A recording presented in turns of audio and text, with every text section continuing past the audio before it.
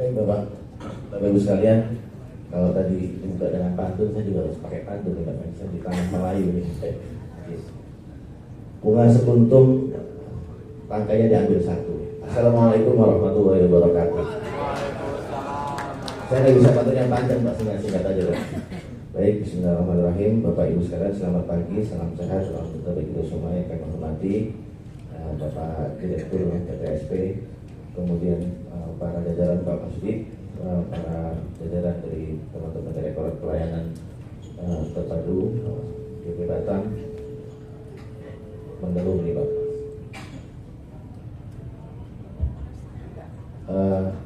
Kemudian para Bapak Ibu, para peserta, ada juga akademisi Prof. Mas Bulog, izin Pak, para pelaku usaha, rekan-rekan semua yang tidak bisa saya sebutkan satu persatu. Kami dari Direktorat Kepelabuhanan, Direktorat Jenderal Perhubungan Laut, kebetulan diminta untuk acara, mungkin saya bilang ini Bu, sharing session gitu. Jadi mungkin lebih tepatnya sharing session Pak, karena memang seperti disampaikan Pak Direktur tadi, Pak Harlas, bahwasanya kewenangan perizinan berusaha baik PB maupun PB Unku itu kan sesuai ketentuan PP 41 ada di PP Batam. Namun NSPK-nya masih merefer atau mengacu NSPK norma standar prosedur kriteria atau persyaratan itu di teman-teman kementerian atau lembaga di pusat atau di pusat masing-masing sesuai dengan bidangnya.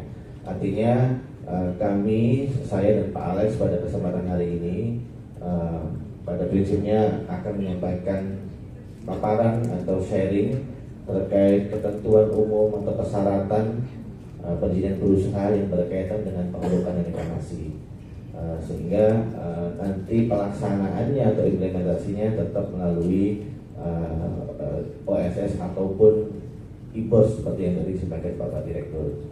Sehingga dalam konteks ini kami menyampaikan NSPK nanti sebagai acuan atau referensi dan juga sebagai bahan masukan diskusi nanti kepada teman-teman PP Batam dalam implementasi pelaksanaan pelayanan perizinan berusaha khususnya terkait bidang pengerukan dan reklamasi. Dalam paparan ini nanti ada dua sesi yang berkaitan dengan perizinan atau prosedur pengerukan dan terkait dengan reklamasi. Yang pertama, Bapak Moderator di Pak Kasubdit terkait pengerukan nanti akan disampaikan terlebih dahulu oleh Pak Alex Pak. Nanti kemudian untuk reklamasi saya selaku penutup Pak. Begitu kami persilakan pada Pak Alex untuk menyampaikan paparan terkait perizinan pengerukan. Silakan Pak Alex. Baik, terima kasih atas waktu dan kesempatannya Pak Adi. Jadi selamat pagi Bapak Ibu sekalian. Assalamualaikum warahmatullahi wabarakatuh. Salam sejahtera untuk kita semua. Perkenalkan, nama saya Alexander Volta Matondang. Kebetulan juga saya ditempatkan di Direktorat Kepelabuhanan khusus menangani bidang pengerukan dan reklamasi di Direktorat Jenderal Perhubungan Laut. Sesuai tadi yang disampaikan oleh Pak Hadi, sebenarnya saya sepakat Pak tadi terkait ini kita bukan acara istilahnya kalau sosialisasi FGD terlalu formal. Kenapa? Karena cocoknya sebenarnya sharing session ataupun diskusi. Tapi mengapa kami sampaikan demikian? Karena penyusunan suatu peraturan itu juga kan kita mengacu pada insight ataupun masukan-masukan dari teman-teman pelaku usaha yang kita tuangkan dalam suatu peraturan pemerintah, gitu Pak. Jadi kita juga bisa diskusi, mungkin Bapak Ibu juga nanti ada masukan terkait kegiatan pengerukan atau reklamasi yang secara langsung bersinggungan dengan Bapak Ibu di lapangan, mungkin dapat disampaikan berjalan diskusikan bersama. Jika memang ada mungkin penyempurnaan dari regulasi itu bisa menjadi input juga buat kami. Jadi di sini tadi sesuai dengan yang disampaikan Pak Hadi, saya akan sedikit menjelaskan atau memaparkan terkait regulasi di bidang pengerukan yang di bawah naungan Kementerian Perhubungan. Adapun outline yang akan kami sampaikan itu pertama adalah landasan hukum, kemudian ada regulasi yang mengatur kegiatan pekerjaan pengerukan yang akan saya sampaikan, kemudian nanti kegiatan regulasi yang mengatur kegiatan reklamasi, dan kemudian bagaimana prosedur penerbitannya, serta juga nanti kami juga akan sedikit menyampaikan rekapitulasi perizinan yang diterbitkan oleh Direktorat Jenderal Perhubungan Laut terkait pengerukan dan reklamasi. Pertama, ke landasan hukum. Yang pertama itu kita mengacu pada Undang-Undang 17 tahun 2008 tentang pelayaran, kemudian Undang-Undang 11 tahun 2010 tentang Cipta Kerja, kemudian ada PP 61 2009 tentang kepelabuhanan, kemudian PP 5 2010 tentang kenavigasian. Di sini khusus juga kita mengatur secara detail terkait pengurukan dan reklamasi. Kemudian PP 5 2010 tentang penyelenggaraan perizinan berusaha berbasis risiko. Kemudian PP 31 2021 tentang penyelenggaraan bidang pelayaran.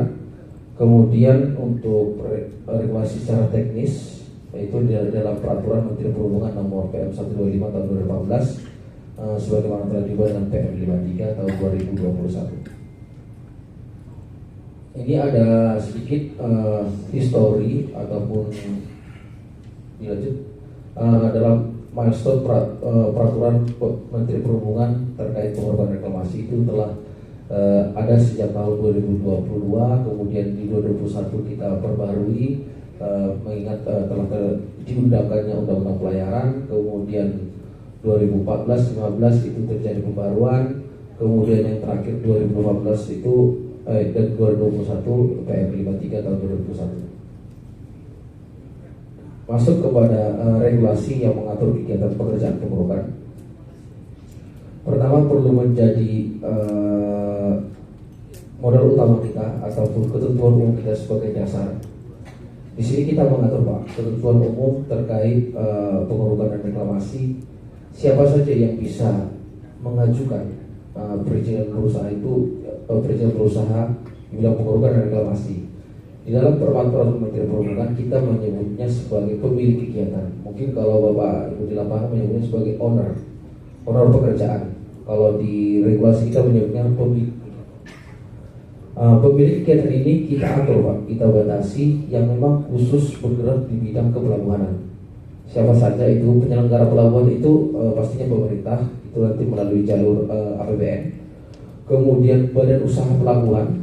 Di sini perlu juga kami tegaskan, badan usaha pelabuhan yang dimaksud di sini adalah yang telah memegang perjanjian konsesi dengan pemerintah. Jadi bukan hanya istilahnya NIB-nya yang 52221, namun telah memiliki atau memegang perjanjian konsesi dengan penyelenggara pelabuhan. Kemudian ada pengelola TPS, kemudian juga pengelola terminal khusus, selanjutnya badan usaha pemegang IUP. IUP di sini adalah izin usaha ketambangan. Jadi nanti akan saya jelaskan di belakang kenapa badan usaha pemegang IUP ini bisa memperoleh izin kerja kru. Karena pada dasarnya izin usaha pertambangan itu ada juga yang sifatnya pengambilan material pasir, IUP pasir istilahnya kita sebutkan Pak, IUP penambangan pasir. Karena dalam metode pengambilannya menggunakan metode kapal kru atau pengangkutannya juga menggunakan armada laut, perlu kita akomodir. Dari sisi pekerjaan pengurukannya untuk memastikan keselamatan berlayar. Kemudian juga ini instansi pemerintah perlu kita akomodir juga karena contohnya kemarin kita ada menerbitkan untuk instansi pemerintah untuk TNI AL di port di Jakarta, di mana kolak untuk kapal KRI itu terjadi penangkalan, perlu dikerup. Jadi kan di dalam hal ini TNI AL perlu mengikuti regulasi yang ada, jadi kita akomodir di sini Pak. Jadi Kementerian Perhubungan berkoordinasi juga dengan TNI AL dalam hal penerbitan perizinan pengurukannya apakah sudah sesuai dengan aspek lingkungan, teknis dan lain-lain gitu Pak. Sedangkan nanti di sini juga kita atur pelaksana kegiatan ataupun ya Bapak Ibu biasa menyebutnya kontraktor pelaksana. Jadi kita pisahkan owner project dengan pelaksana kegiatan ataupun kontraktor pelaksana. Dalam hak pelaksana kegiatan itu kita sebutnya adalah badan usaha pengurukan dan reklamasi. Nah, nanti itu ada ketentuannya lagi. Yang dimaksud dengan badan usaha pengurukan dan reklamasi adalah badan usaha yang khusus didirikan di bidang pengurukan dan reklamasi, yang KBRI pengurukan dan penyewa lahan. Lanjut untuk regulasi terkait pekerjaan pengurukan sesuai dengan pasal 3 pengurukan diatur bahwa untuk membangun dan memelihara alur pelayaran dan kolam pelabuhan serta kepentingan lainnya dilakukan kegiatan kerja kru. Kepentingan lainnya itu disebutkan apa aja? Dalam hal pembangunan pelabuhan, pembangunan penahan gelombang atau breakwater, dalam hal penambangan seperti yang saya sebutkan tadi, penambangan pasir, Kemudian bangunan lainnya yang memerlukan kegiatan keruk yang dapat mengganggu alur pelayaran.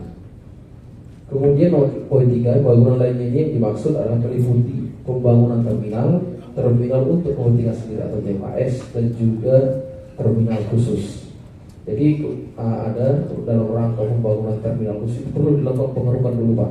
Jadi tidak masalah, nanti diajukan dahulu izin pembangunannya, di mana dalam proses pembangunan itu perlu melakukan pengerukan, dapat dilaksanakan pengerukan. Kemudian di pasal 4, kegiatan kerja keruk ini harus memenuhi persyaratan teknis yang meliputi. Ini secara garis besarnya adalah ada 4 poin garis besar, yaitu terkait keselamatan dan keamanan berlayar.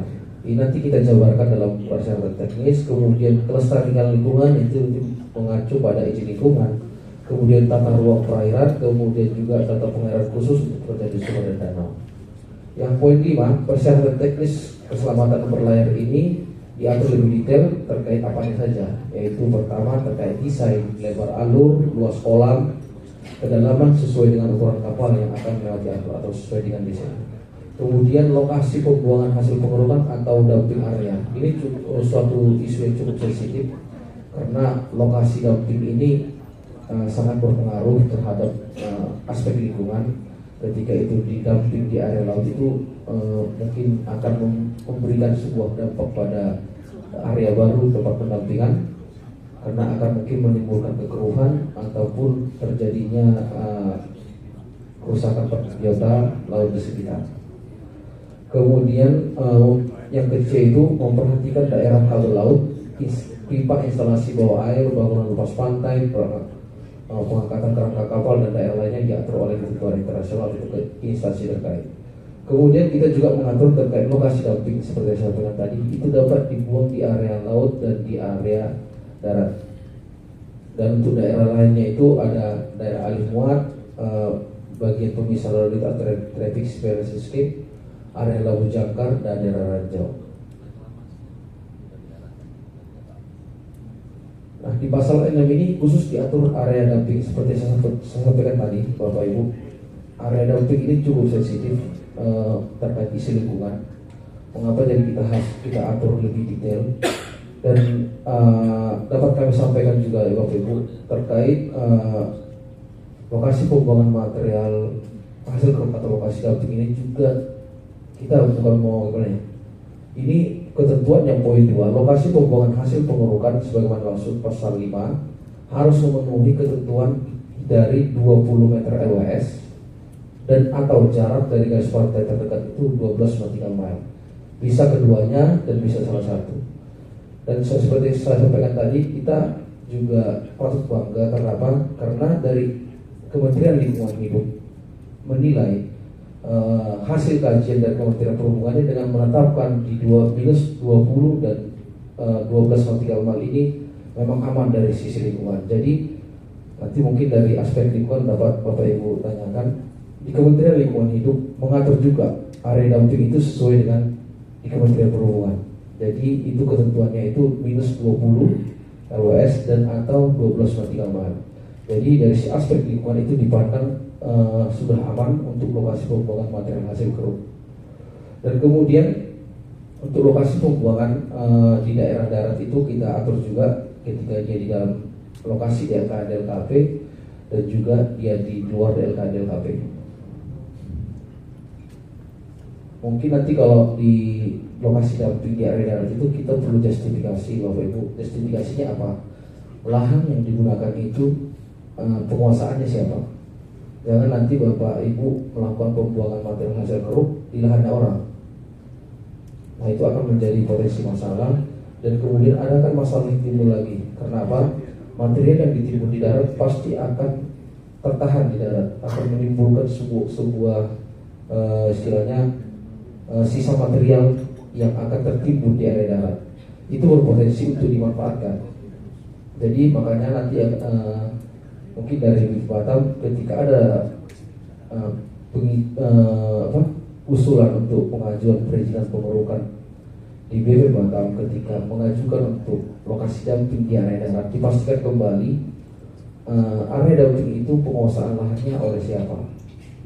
Apakah owner pekerjaan sendiri atau tidak, dan dipastikan nanti dengan bukti legalnya apakah itu memang ada sertifikat dan lain-lain. Dan juga perlu penegasan dari owner pekerjaan ketika memang material itu akan dimanfaatkan. Mungkin di sini nggak tahu nanti ada pemaparannya atau saya lupa. Ketika material hasil pengerukan itu akan dimanfaatkan, itu ada nilai PPP-nya, Bapak Ibu. Jadi sesuai di Kementerian Perhubungan memang kita atur mekanisme pemanfaatan material hasil pengerukan. Kita hanya mengatur mekanismenya, yaitu mekanisme pemanfaatannya seperti apa. Perlu dikaji dahulu oleh KPKNL, dinilai berapa nilai material keruknya, dan juga nanti akan ada PNBP di dalamnya. Nah, terkait PNBP-nya itu, Kementerian Perhubungan tidak melakukan pungutan terhadap PNBP untuk mengoptimalisasi material hasil pengerukan. Namun kami mengacu pada Undang-Undang Pendapatan Daerah dan Retribusi Daerah, di mana ketentuan untuk pasir laut di bawah 12 nautical mile itu berada di kewenangan pemerintah daerah, di mana dalam hal pungutan itu akan dituangkan dalam perda. Jadi ketika Bapak Ibu akan memanfaatkan material hasil pengerukan, ada baiknya untuk berkoordinasi dengan pemerintah daerah, apakah pemerintah daerah mengakomodir PNBP untuk material pasir. Jika memang ada PNBP-nya, dikoordinasikan untuk memang ada retribusi terkait PNBP, dan Bapak Ibu bisa memanfaatkan material hasil keruk. Sama halnya juga nanti untuk dimanfaatkan untuk reklamasi, juga mungkin akan ada PNBP dari pemerintah daerah. Lanjut di pasal 10 juga diatur bahwa kegiatan kerja keruk itu dapat dilakukan ke lokasi selatan barat dan kolam pelabuhan, yaitu secara spesifik di area pertambangan. Ini yang saya jelaskan tadi, mengapa pemilik IUP dapat mengajukan izin keruk, karena dalam rangka penambangan itu dia menggunakan kapal keruk untuk mengambil pasirnya, atau untuk mengeksplorasi itu menggunakan kapal keruk, dan juga untuk memindahkan pasir yang diangkut itu menggunakan armada kapal. Jadi ini perlu kita akomodir juga dari sisi keselamatan dan keamanan berlayar. Untuk contoh juga Kementerian Perhubungan telah menerbitkan izin kerja kru untuk area penambangan di beberapa daerah, ada yang di daerah Bangka, ada juga di daerah Sulawesi.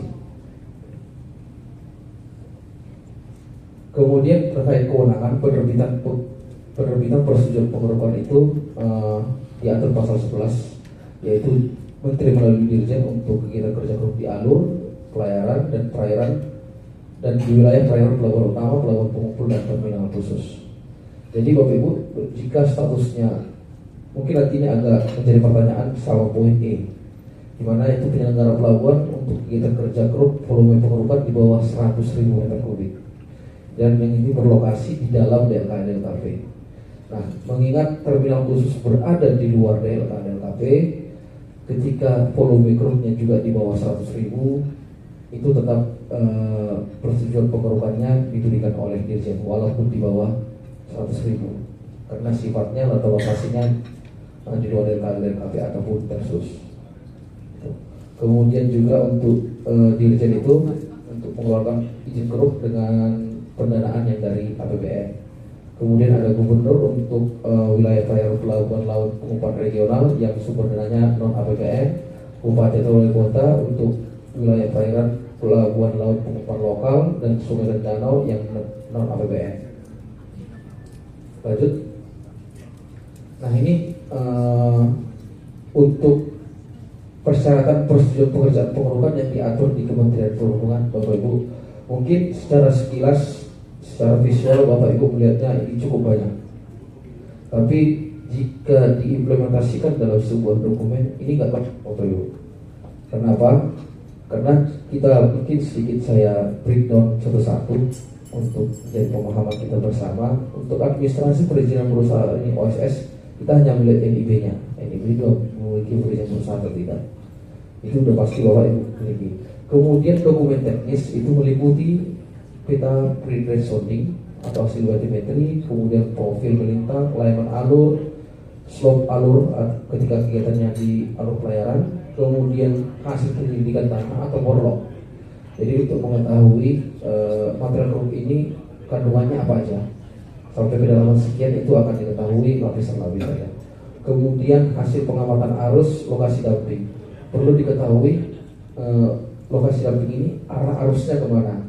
Jangan nanti Bapak Ibu melakukan pengerukan, arusnya menentukan lokasi dumping dengan arah arus yang balik ke arah kolam Bapak Ibu. Ujung-ujungnya nanti Bapak ngeruk, materialnya akan kembali lagi. Jadi itu perlu diperhatikan sampai arah arus itu kembali lagi untuk lokasi dumping, arah arus yang kembali lagi ke area kolam ataupun alur. Kemudian yang poin C, kontrak kerja. Nah, yang poin ini dokumen yang Bapak Ibu susun sendiri, jadi secara internal. Yang poin C, kontrak kerja antara pemilik kegiatan dengan pelaksana kegiatan. Ini tadi owner, pemilik kegiatan, owner project, kemudian pelaksana kegiatan atau kontrak pelaksana. Jadi perlu kita lampirkan kontraknya, Pak.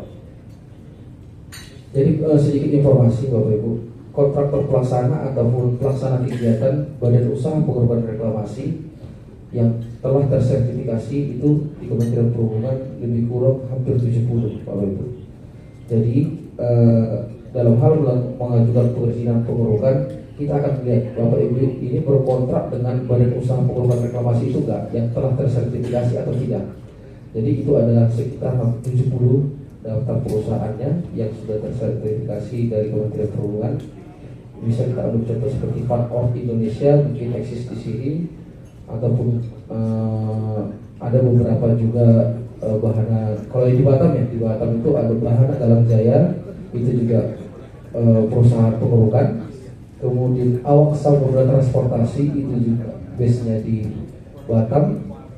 Ada beberapa badan usaha pengerukan yang mendapat persetujuan dari Menteri. Jadi kontrak ini nanti akan kita lihat bahwa Bapak Ibu itu wajib berkontrak dengan pelaksana kegiatan yang memiliki izin usaha pengerukan reklamasi. Jadi tidak bisa kontraktor yang di luar itu Bapak Ibu.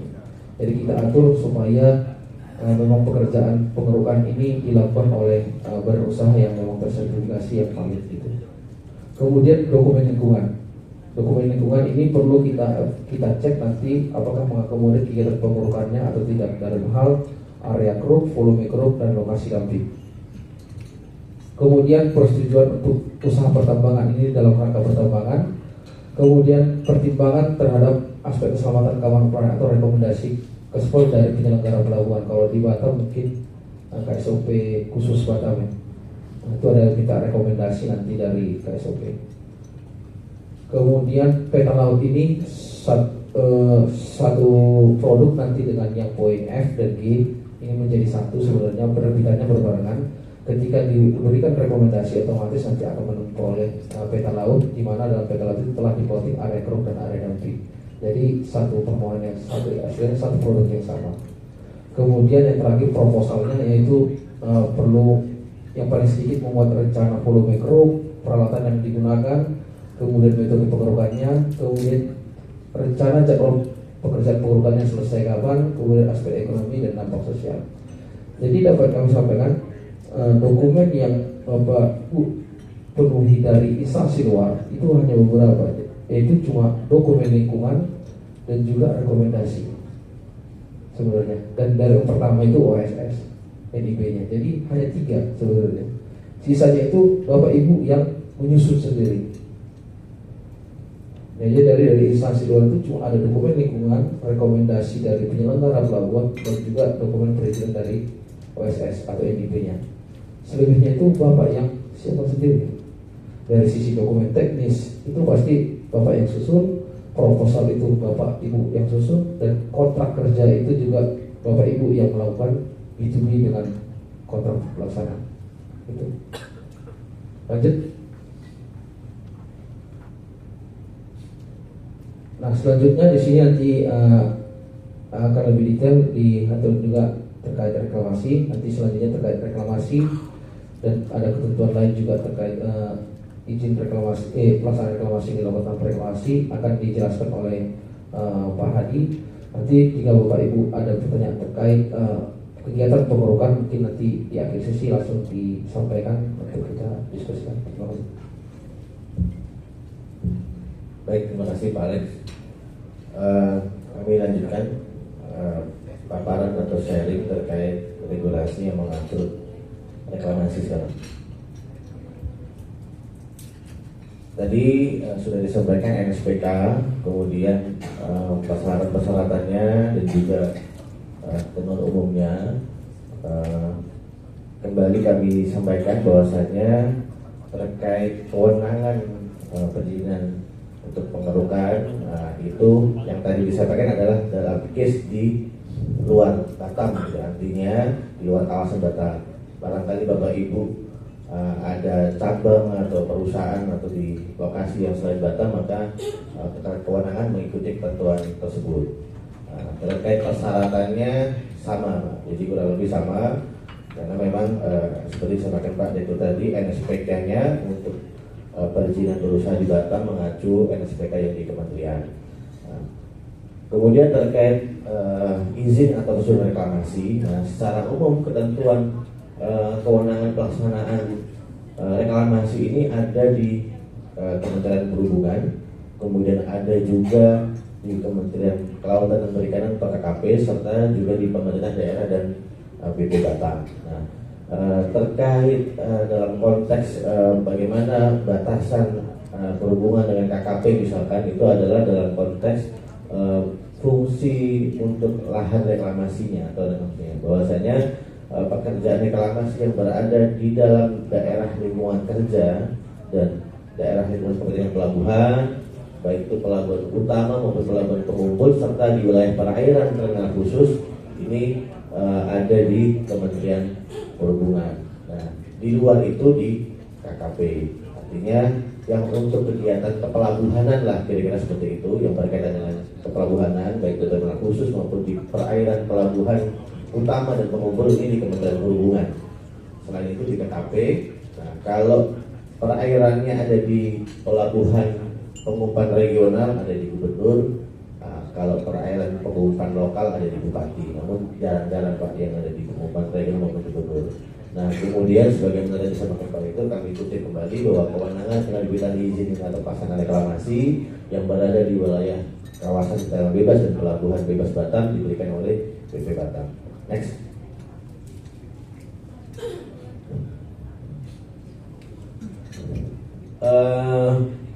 Kemudian dalam ketentuannya di Peraturan Menteri Perhubungan terkait pengerukan reklamasi, salah satu tujuan atau latar belakangnya dilakukan reklamasi adalah untuk membangun pelabuhan, terminalnya maksudnya terminal umum, kemudian TUKS dan juga terminal khusus dapat dilaksanakan dengan reklamasi.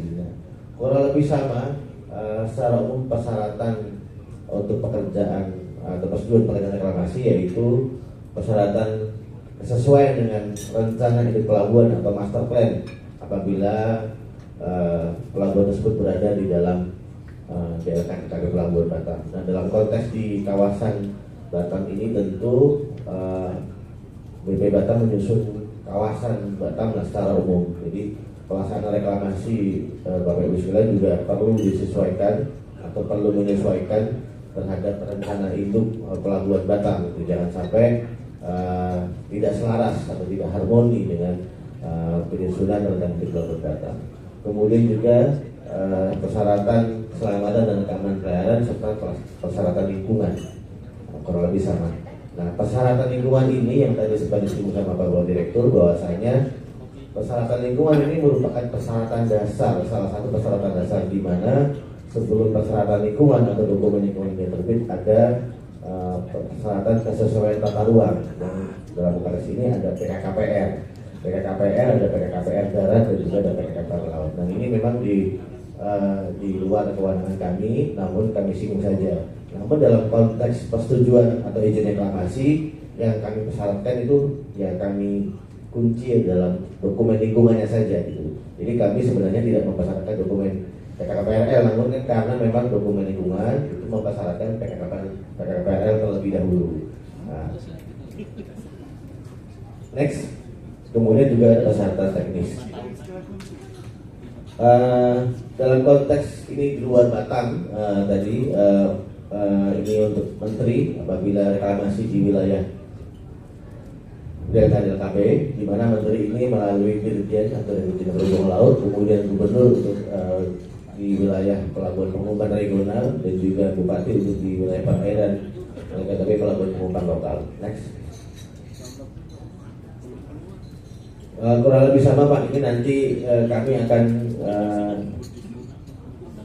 tuangkan ya. Ini kan mungkin masih form yang kelihatannya banyak nanti seperti disampaikan Pak Les. Namun demikian, persyaratan ini dalam perkembangannya terus kami simplifikasi, kami sederhanakan. Jadi dalam konteks beberapa dalam konteks diskusi atau sosialisasi ini nanti kalau ada masukan dari Bapak Ibu sekalian, kira-kira Pak ini kira-kira perlu digabung saja atau apa, silakan nanti kami tuangkan. Secara umum, selain persyaratan administrasi yang mungkin Bapak Ibu pasti sudah ada, adanya rekomendasi, kemudian adanya surat pernyataan, kemudian juga adanya proposal terkait reklamasi ini buat apa saja, maksud dan tujuan, kemudian ada jadwal kegiatan reklamasi, kemudian ada aspek ekonomi, artinya untuk kemampuan ekonomi kemudian reklamasi, kemudian dampak sosial yang mungkin juga sudah dituangkan dalam dokumen lingkungan, kemudian juga huruf H dan I ini adalah terkait tata ruang, kemudian huruf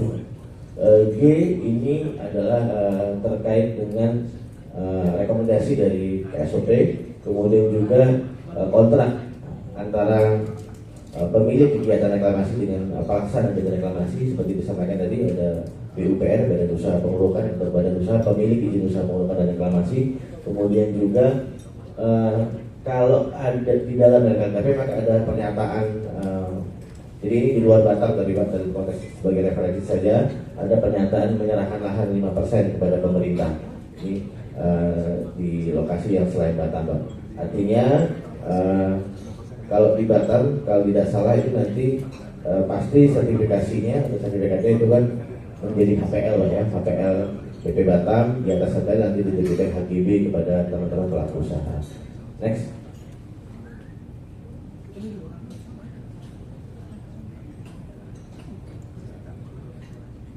Kemudian dalam konteks implementasinya atau pelaksanaan di lapangannya, ada juga selain pekerjaan atau perizinan pengerukan dan perizinan reklamasi, ada juga yang jadi satu kesatuan. Artinya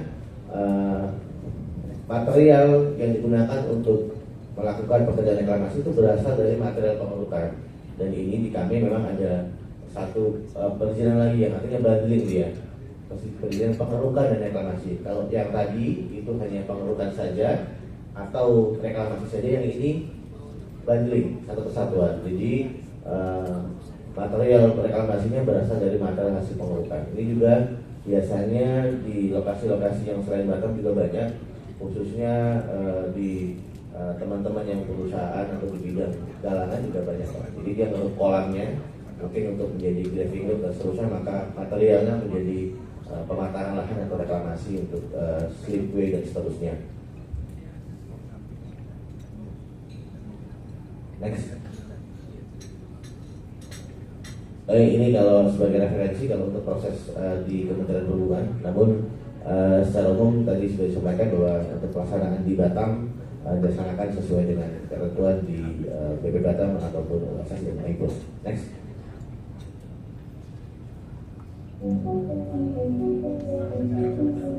Next. Videonya nggak bisa muncul. Coba next. Coba di play aja. Nah, ini salah satu kami sampaikan singkat ya, salah satu contoh kapal. Valorant operates the world's most advanced vessel. Our equipment is designed in accordance with the highest quality and safety standards. Trailing suction hopper dredgers are valuable assets in our fleet and play a key role in our dredging projects. One of our trailing suction hopper dredgers is the Vauxhall. This vessel is fully self-supporting, has a speed of up to 16 knots, a maximum dredging depth of 61 meters, and can store almost 19,000 cubic meters of material in its hold. How does it work? A trailing suction hopper dredger is a vessel that can dredge sand, clay, silt, gravel, and even rock. Once the vessel arrives in a designated area, its speed drops to 2 to 3 knots and it launches the suction pipes.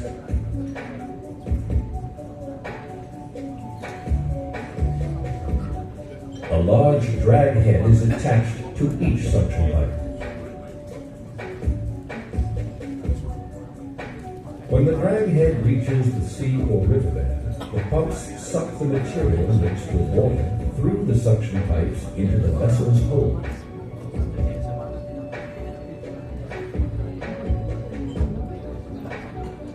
The dredged material can be used for land reclamation, coastal defense, and other purposes. The vessel can also remove material, for example, to prepare for the subsea installation of pipelines, cables, or wind turbine foundations, or to deepen rivers and waterways to accommodate large vessels. Once the hopper is full, the suction pipes are stored back on deck, and the trailing suction hopper dredger sails to the project site or offshore discharge area, where the vessel empties its hold. This can be done in 4 different ways. The first way is to simply open the bottom doors and release the material into a designated area on the seabed.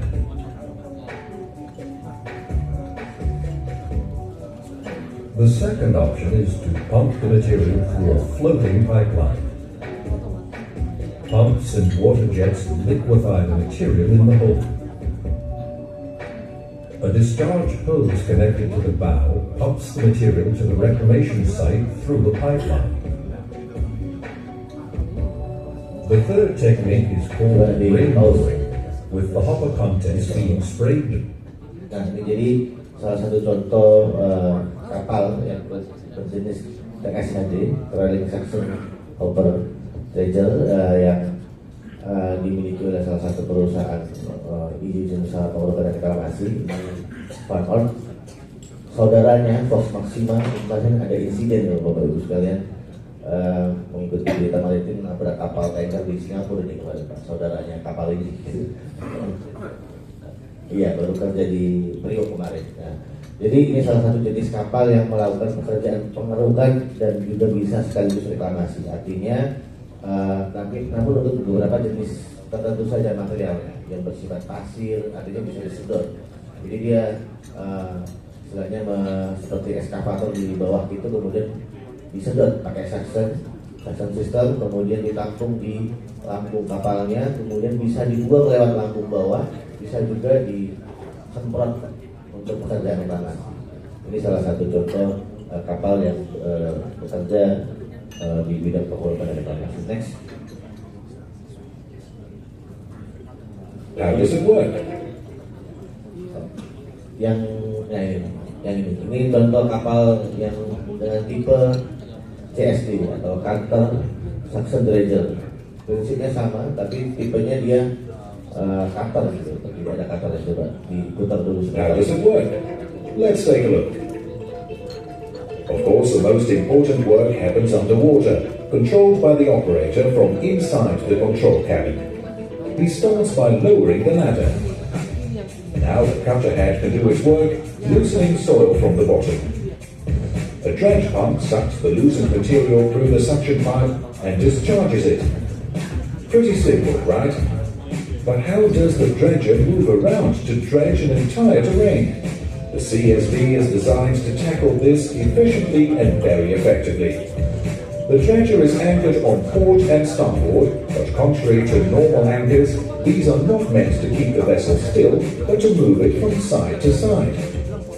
By controlling the side wire winches, the dredger swings from side to side, dredging the bottom without missing a spot. The operator lowers a spud pole to create a center point of rotation for the dredger. Nah ini yang mirip dengan tipe TSHD tadi, ini tipe CSD, Cutter Section. Jadi cara kerjanya hampir sama, cuman ini biasanya untuk material yang lebih keras gitu. Karena kan ada cutter yang untuk memutar dan menyedot materialnya.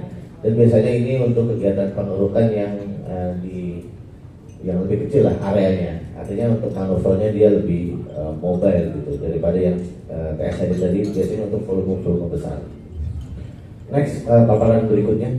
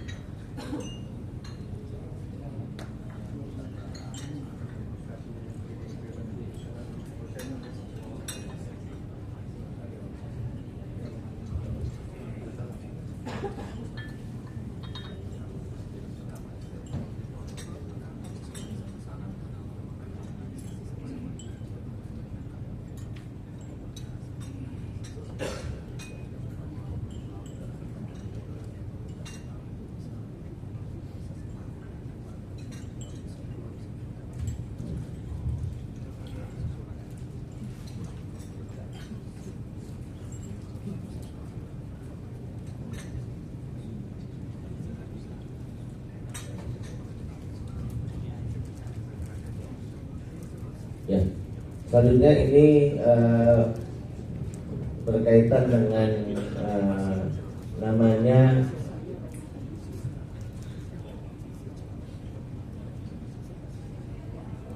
penelitian teknis dan tata ruang. Jadi ini masih berkaitan dengan perizinan atau zona reklamasi. Nah, dalam konteks ini langsung ke slide ke-3. Nah, ini dasar hukumnya, nanti bahan ini akan di-share oleh rekan-rekan panitia untuk bisa kepada teman-teman pelaku usaha, para peserta. Next. Ini kembali ke tadi kami highlight kembali. Nah, dalam konteks reklamasi itu kan tentu wajib mendapatkan atau memperoleh izin atau kesulitan reklamasi. Nah, di kami di Kementerian Perhubungan juga ada ketentuan yang dalam hal ini bisa mungkin istilah lainnya ya, bisa saya bilang mungkin pemutihan Pak Kasudit, Pak sama teman-teman BP Batam. Jadi ada semacam istilahnya pemutihan terhadap reklamasi yang dulu belum ada izinnya. Artinya dalam konteks ini adalah sesuai ketentuan PP 18 tahun 2021 pasal 17. Artinya PP 18 ini ada ketentuan di dalam yang diatur oleh teman-teman Kementerian ATR BPN terkait hak atas tanah atau terhadap, salah satunya adalah terhadap lahan hasil reklamasi, di mana dalam salah satu ketentuannya pasal 17 mengatur tanah reklamasi ini dapat diberikan hak pengelolaan dan atau hak atas tanah dengan syarat telah memperoleh izin reklamasi. Artinya Bapak Ibu pasti untuk mengurus sertifikat tanah lahan hasil reklamasi itu akan dimintai persyaratan izin reklamasi. Nah, gimana kalau ternyata sudah terlanjur nih Pak, sudah terlanjur reklamasi tapi sudah selesai reklamasi tapi dulu ya mungkin ada kondisi-kondisi tertentu lah yang dulu belum sempat diurus perizinannya. Gitu. Dalam ketentuan ini diatur bahwa dalam hal kegiatan reklamasi dilakukan tanpa izin reklamasi, maka pejabat yang berwenang menerbitkan izin reklamasi melakukan penelitian secara teknis dan tata ruang. Artinya penelitian teknis dan tata ruang ini mungkin bisa saya serikat praktek lah gitu kira-kira, dilakukan dalam rangka nanti pada saat Bapak Ibu pelaksana kegiatan reklamasi melakukan pengurusan sertifikasi hak atas tanah. Nah, kalau di BP Batam ini kan yang kami sepanjang kami ketahui Pak, semuanya kan pasti HPL Pak, HPL pemerintah dalam hal di BP Batam dan semuanya pasti HTB. Nah, artinya tentu mungkin kalau di Batam tidak ada yang nggak ada izin reklamasi, tapi barangkali nanti ada gitu. Sebagai referensi saja nih Pak. Next. Nah, dalam konteks praktek tata ruang dan teknis tata ruang ini sebagai pengganti izin reklamasi pada saat sudah terlanjur reklamasi tanpa izin, nah itu ada dua juga secara teknis dan tata ruang. Ini sebenarnya ketentuan di Kementerian ATR, namun kami selaku Kementerian Perhubungan sebagai salah satu kementerian yang berwenang menerbitkan izin reklamasi harus mengatur terkait teknisnya, karena ini terkait ini diserahkan di masing-masing kementerian Pak. Kementerian ATR hanya memproses proses sertifikasi saja, tapi proses praktek terhadap reklamasi tanpa izin ini diserahkan ketentuannya di masing-masing kementerian. Secara umum ada dua terkait teknis dan tata ruang. Dan secara analogi perbandingan itu sama dengan izin reklamasi, artinya dipersamakan secara prinsip umumnya, baik secara teknis maupun tata ruang. Secara teknis ada dokumen lingkungan, kemudian ada dokumen kontrak kerja reklamasinya, kemudian ada hasil pengukuran kadastral atau peta bidang tanah, kemudian ada dokumen desain reklamasinya atau layoutnya. Kemudian secara tata ruang juga ada dokumen sesuai dengan rencana di pelabuhan maupun dokumen sesuai tata ruang baik BKKPRL maupun BKKPR darat. Ini tadi next sebagai referensi saja. Kemudian kurang lebih sama proses persetujuannya. Ini untuk persetujuan pengurukan dan reklamasi seperti yang tadi di slide sebelumnya. Next. Nah, ini bisnis proses penerbitan sertifikat HPL atau HGB ya, hak atas tanah. Kalau di Batam, kalau tidak salah teman-teman pelaku usaha pasti mendapatkannya HGB, tidak mungkin HPL. HGB ini maka terhadap reklamasi yang tanpa izin, maka pemohon melakukan permohonan kepada penerbit izin reklamasi dalam hal ini BP Batam kalau di Batam untuk pelaksanaan penelitian teknis dan tata ruang atau praktek. Kemudian dari praktek tersebut dalam hal ini Dirjen atau BP Batam menerbitkan praktek, kemudian praktek tersebut disampaikan permohonan sertifikasi kepada kantor setempat. Kalau nggak salah untuk hak atas tanah berupa HGB itu memang ada ketentuannya dengan luasan tertentu itu ada di Kanta, luasan tertentu ada di Kanwil, serta luasan yang luas banget lah itu ada di pusat. Ini gambaran umum saja untuk tanah reklamasi yang dilakukan tanpa izin. Next, ini hanya data saja. Kami kira kurang lebih demikian Bapak Ibu sharing dari kami selaku pelaksana evaluasi terkait perizinan atau persetujuan pekerjaan pengerukan dan atau reklamasi di Kementerian Perhubungan. NSPK yang tadi kami sharing, kami sampaikan menjadi bahan masukan referensi baik oleh teman-teman BP Batam maupun nanti teman-teman pelaku usaha dalam rangka perbaikan atau peningkatan pelayanan bagi kami di pemerintah baik pemerintah pusat maupun BP Batam dan teman pelaku usaha. Artinya secara NSPK nanti silakan disampaikan masukan, tanggapan ataupun pertanyaan. Untuk itu sebelum tutup ini saya tutup pakai pantun lagi Pak. Upin Ipin nggak sekolah Pak, karena lagi libur Pak. Upin Ipin nggak sekolah, maafin kalau ada yang salah Pak. Terima kasih, kami kembalikan kepada Pak Kasubit. Oke baik, terima kasih Pak Hadi dan Pak Alek atas pemaparannya, banyak sekali pencerahan.